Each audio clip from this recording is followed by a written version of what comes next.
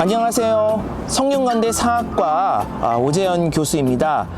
오늘 저는 여러분들과 함께 비록 온라인이지만 남산을 답사하려고 그래요. 오늘 답사에서 키워드는 바로 권력이에요. 이 권력이라는 키워드로 이 남산에 있는 한국 근현대 관련 여러 유적, 유물, 또 장소들을 우리가 한번 찾아보려고 합니다. 이 수도 서울이라고 하는 이런 어떤 권력의 중심에서 이렇게 우뚝 솟아 있는 이 남산이 뭐 그 자체로서 권력을 과시하거나 또는 그 권력을 숨기면서 은밀하게 작동하는 그러한 이제 기능을 하는 그런 어떤 특성을 우리가 한번 주목하면서 이번에 같이 남산 답사를 온라인으로나마 같이 해봤으면 좋겠습니다. 자, 그럼 이제부터 같이 한번 움직여 보도록 하지요. 자, 우리가 이제 남산 답사의 첫 번째 코스로 여기 이 김유신 장군 동상 앞에 섰습니다. 자, 이게 남산공원 초입에서 우리가 이제 막 올라오면은 있는 그러한 이제 동상인데요. 먼저 이 동상은 원래 남산에 만들어진 동상은 아니에요. 다른 곳에 만들어졌다가 남산으로 옮긴 동상입니다. 처음에 만들어진 시점은 1969년입니다. 근데 이 1969년 요 즈음에 김유신 장군 동상 외에도 굉장히 많은 동상들이 만들어져요.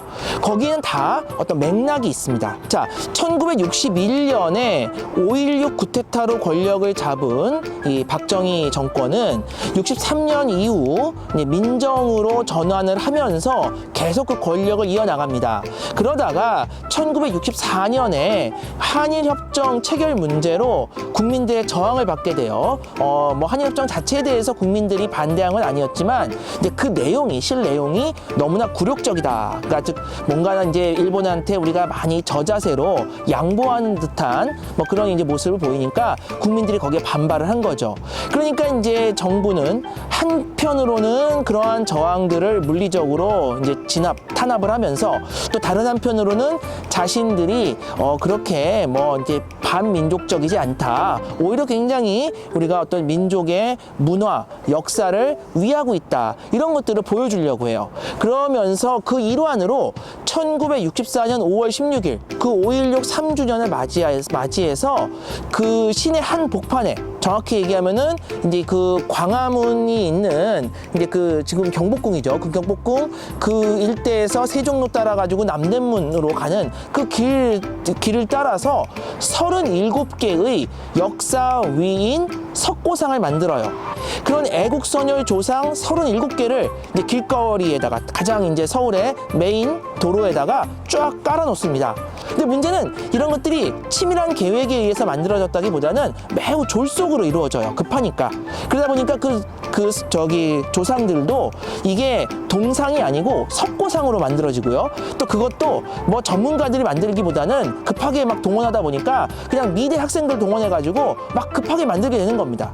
그러니까 일단 뭐 5월 16일이라는 날짜에 맞춰서 37개를 만들긴 했으나 이런 것들이 매우 좀 조악한 형태로 만들어지고 무엇보다 석고상이다 보니까 이것이 날씨만 좀 안 좋아지면 특히 비바람 치고 그러면은 훼손되기 시작하는 거죠. 특히 태풍이 왔을 땐 여러 그 석고상들이 막 무너지고 박살나는 뭐 이런 이제 참사까지 벌어져요. 그러니까 이것이 오히려 도시의 흉물이 돼가는 거죠. 자, 그러자 박정희 정부가 이제 작정을 합니다. 1966년에 아예 애국선열 조상 건립위원회라고 하는 것을 만들어서 여기에 뭐 정부의 고위급들, 뭐 대통령을 비롯해서 고위급들은 물론이고 많은 경제인들을 참여시켜요. 그러면서 정말 제대로 된 우리가 역사 인물의 어떤 조상을 만들겠다.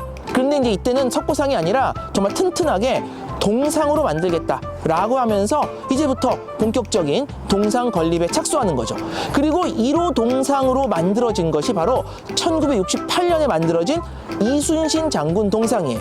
그리고 그것을 어디에다가 딱 세우느냐? 바로 서울의 가장 중심부, 핵심부인 이 광화문 앞 세종로 한 복판에다가 그 이순신 장군 동상을 이제 딱 세웁니다.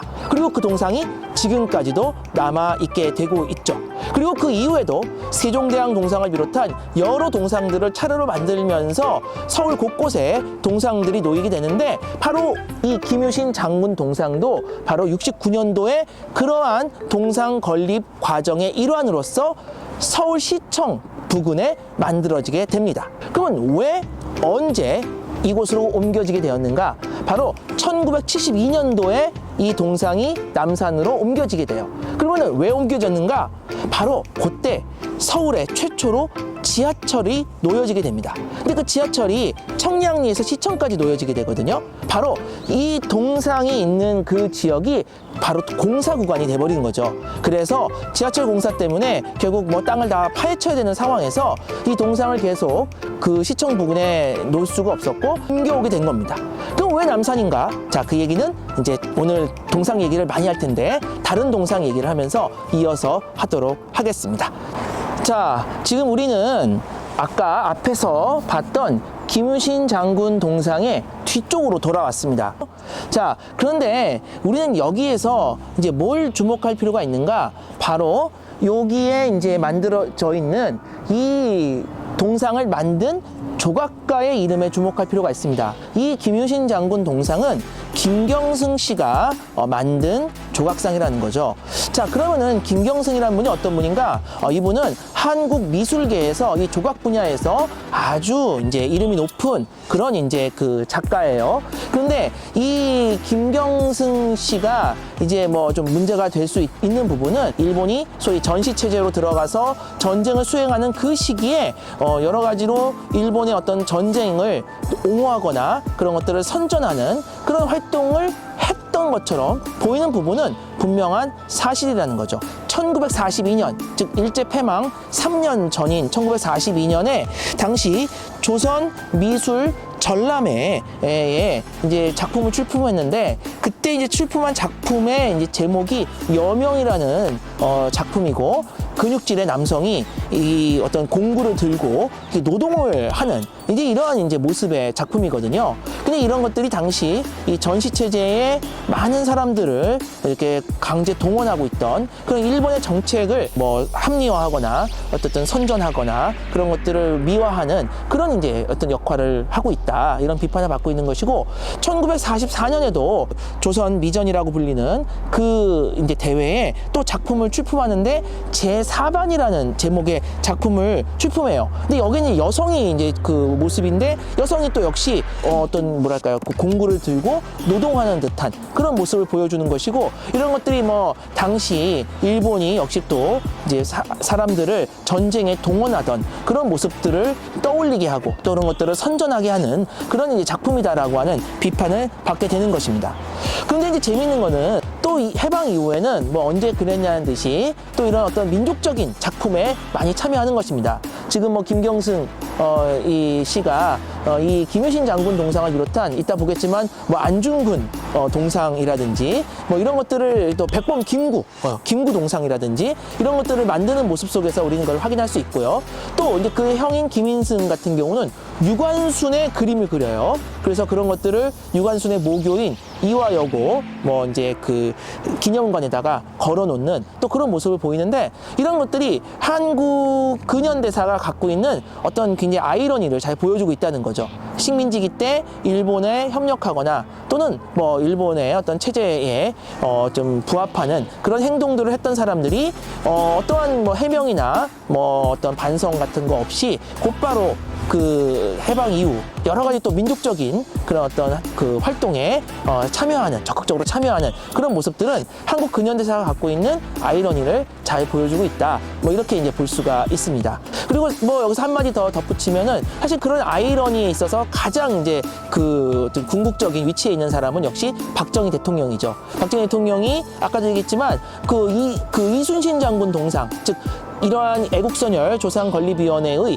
1호 작품이자 박정희 대통령이 스스로 그것을 이제 건립을 위해서 어떻든 그 거금을 희사한 이 그 1호 동상을 이제 그 만드는데 가장 앞장을 섰고, 그 누구보다도 이순신 장군에 대해서 애정을 갖고 뭐 그 동상뿐만 아니라 뭐 현충사를 성역화한다든지 또 충무공 탄신일마다 그 어쨌든 여러 가지 그 행사에 참여해서 자신의 어떠한 그 이순신에 대한 애정을 확실하게 대중들에게 보여준 뭐 이런 것들을 우리가 이제 알고 있는데, 이 친일에 대한 어떤 뭐 어떤 여러 가지 문제들 뭐 이것도 평가는 다양할 수 있으나 어쨌든 이런 그 친일 문제에서 자유롭지 못한 박정희 대통령의 그런 모습들이 또 서로 아이러니로 엮여 있는 그런 이제 또 우리가 모습을 확인할 수 있다는 거죠. 자, 우리는 이 남산 답사의 두 번째 코스인 백범 김구 선생님 그 동상 앞에 왔습니다.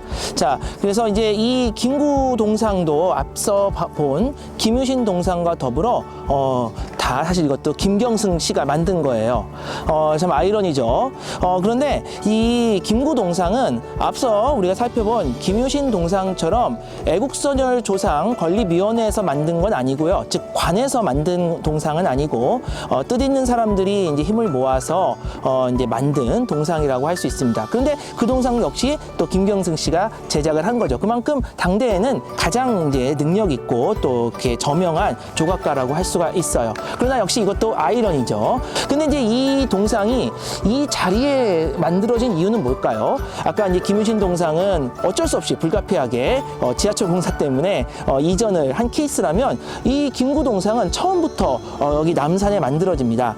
여기는 약간의 맥락이 있어요. 어떤 맥락이 있냐면은 바로 이 공간이 사실 식민지기 때 가장 어떻게 보면은 일본의 식민 권력의 어떤 정신적인 부분들이 가장 강하게 뿌리박힌 그런 공간이었다. 즉 과거의 이 지역이 바로 조선 신궁이라고 불리는 그런 이제 그 신사가 바로 이곳에 위치하고 있었다는 것이죠. 그래서 사실 여기가 지금 이렇게 공원으로 남산 공원이 이렇게 그 탈바꿈되어 있지만 이렇게 될 수 있었던 데에는 바로 이곳이 식민지기 때 바로 조선 신궁이 만들어지면서 이미 터가 어느 정도 닦인 그런 상태였다. 그래서 이것이 이제 식민지기 끝난 다음에 뭐 좀 여러 가지 형태로 이용이 가능했고, 또 뒤에 여기 잠깐 국회의사당을 만들려고 했었어요. 그래서 국회의사당 만들려고 하는 과정에서 또 한번 털을 닦다가 이제 그것이 이제 물거품이 되면서 이것이 이제 오늘날에는 뭐 남산 뭐 음악당 뭐 이런 것들을 거쳐서 지금은 이제 공원화 되어 있는 거죠. 그러니까 남산이라는 공간이 이제 식민지기 때부터 어떤 권력의 공간, 특히 정신적인 측면에서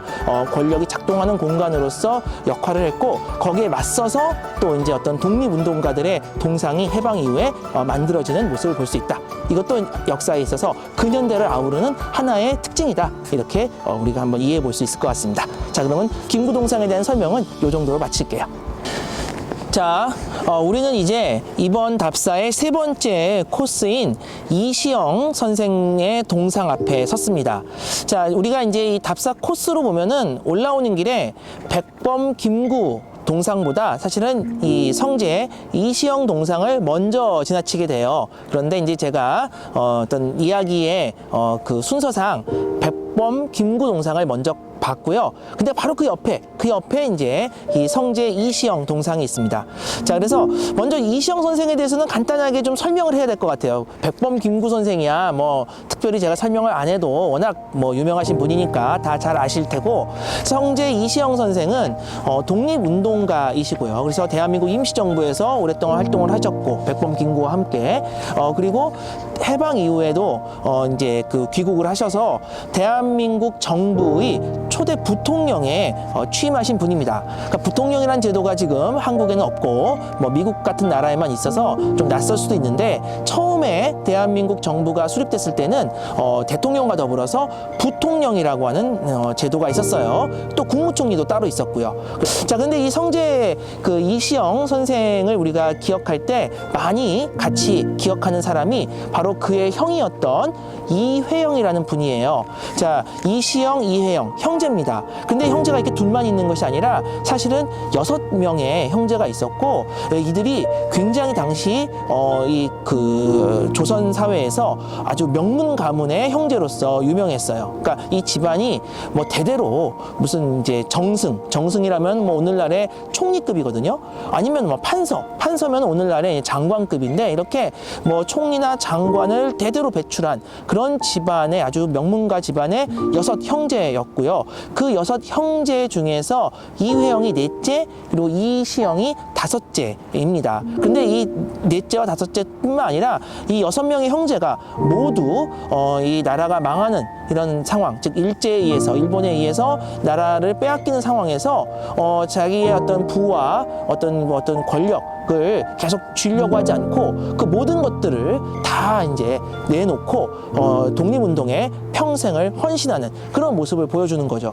당시 특히 둘째 형이었던 그 이석영이 굉장히 재산이 많았는데, 그때 이석영을 중심으로 해서 그들이 처분해서 독립운동에 사용한 그 자금이 오늘날 화폐 가치로 환산했을 때 뭐 적게 잡으면 한 600억, 많이 잡는 사람은 뭐 1000억 이상으로 잡는 사람들도 있는데, 아무튼 그런 엄청난 돈을 결국에는 이 정말 다 독립운동에 헌신하면서 그러면서 단순히 돈만 내놓는 것이 아니라 그 일가족이 다 중국으로 망명해서 평생을 독립운동에 헌신하면서 이제 정말 우리에게 큰 감동과 또 무엇보다도 모범이 되는 거죠. 이런 것들을 우리가 흔히 노블레스 오블리주라고 부르는데, 이렇게 어떤 사회적으로 어떤 그 지위와 또 그에 따르는 명예를 갖고 있는 분들이 거기에 상응한 책임 있는 행동을 했다. 그리고 거기에 아주 헌신했다. 그래서 그들의 말로가 다들 너무나 정말 안타깝게 정말 그 말로가 이어지는데, 그 형이었던 이회영이 가장 열심히 독립운동을 했고, 그는 결국 일본에 붙잡혀서 이제 옥살을 하는 그런 모습을 보여주죠. 근데 이제 이 다섯째였던 이시영 선생은 거기서 살아남아서 결국 해방의 기쁨을 맛보게 되고, 그리고 돌아와서 해방된 조국으로 돌아와서 이제 또 새로운 나라 건설에 앞장서는, 그러면서 중요한 또 역할을 하는 모습을 보여줍니다.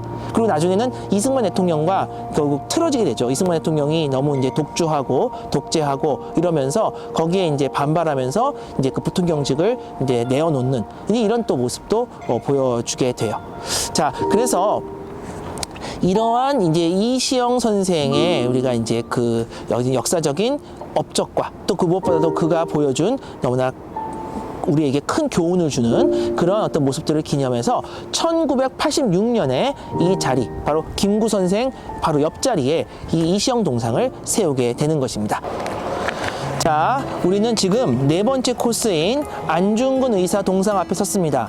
자, 안중근 의사, 뭐 백범 김구 선생님과 더불어서 한국 독립운동사, 이것을 넘어서 한국사 전체에서 가장 의미 있고 중요한 인물 중에 하나라고 할 수 있고요. 그래서 뭐 저기서 지금 안중근 의사에 대해서 또 구구절절히 다시 설명할 필요는 없을 것 같습니다. 단 이 동상이 여기에 어떻게 만들어졌는지 그 경과에 대한 이야기만 간단하게 드리도록 할게요.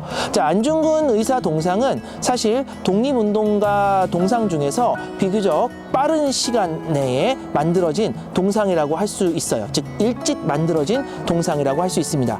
자, 1959년도에 안중근 의사 동상이 만들어지는데, 자 보세요. 1959년도 동상이라고 하기에는 너무 좀 이렇게 새 것 같은 느낌이 많이 나죠. 예, 1959년에 만들어진 동상은요, 원래 여기에 처음 만들어진 것이 아니라 우리가 조금 이따가 이제 볼 텐데 외성대라고 하는 이 남산의 좀 아랫자락으로 내려가는 그 곳에 만들어지게 됩니다. 근데 이제 안중근 의사 동상이 1959년도에 외성대라고 불리는, 사실은 거기가 이제 일본 사람들하고 굉장히 이제 인연이 있는 지역인데, 거기에 만들어진 것은 역시 일종의 하나의 기억 전쟁이라고 할 수 있겠죠. 일본인들의 어떤 식민지의 기억이 깊게 서려 있는 곳에 그 일본과 가장 강하게 맞섰던 한국 독립운동의 가장 중요한 인물의 동상을 만들어 놓음으로써 그 기억을 뛰어넘으려고 하는 일종의 뭐 기억 전쟁의 하나의 이제 모습이다라고 우리가 또 이해할 수가 있습니다. 아무튼 1959년도에 안중근 의사 동상이 외성대 부근에 만들어졌다가 그것이 67년도에 바로 이 자리로 옮겨오게 돼요. 근데 67년도에 이 자리에 이 안중근 의사 동상이 옮겨진 이후에 3년 뒤인 1970년에는 안중근 의사의 기념관이 또 이 부근에 만들어지게 되고요. 그러면서 아까 우리가 살펴봤던 백범 김구의 동상도 그 즈음에 또 이 바로 아랫부분에 남산 지역에 만들어지게 되는 겁니다. 근데 또 바로 이 지역이 아까 제가 또 설명드렸지만 원래 조선 신궁이 있던 자리예요. 그러니까 역시 여전히 이 안중근 의사의 동상 또는 백범 김구의 동상을 우리가 이제 필두로 해서 어떤 일본의 어떤 식민지의 기억과의 어떤 기억 전쟁이 이 동상을 통해서 계속 이어지고 있다라고도 우리가 할 수 있겠죠. 근데 이 59년에 만든 동상을 버리진 않았어요. 이따 보겠지만 그 동상은 저기 이제 숭이 여전이라고 하는 곳이 있는데 그쪽 그 운동장 쪽으로 그 동상은 이제 옮기게 됩니다. 근데 여기서 또 하나 이 안중근 의사 동상과 더불어서 사실 여기에는 더 어떻게 보면은 역사적으로 조금 더 우리가 좀 고민해 봐야 할 그런 동상이 하나 더 있었어요. 근데 지금은 없습니다. 그 동상이 바로 뭐냐? 바로 이승만 전 대통령의 동상이에요. 자, 이승만 전 대통령의 동상이 사실은 이 부근에서는 제일 먼저 만들어진 동상이라고 할 수 있고요. 그리고 그 동상은 규모 면에서 지금까지 우리가 살펴본 동상들하고는 규모가 다릅니다.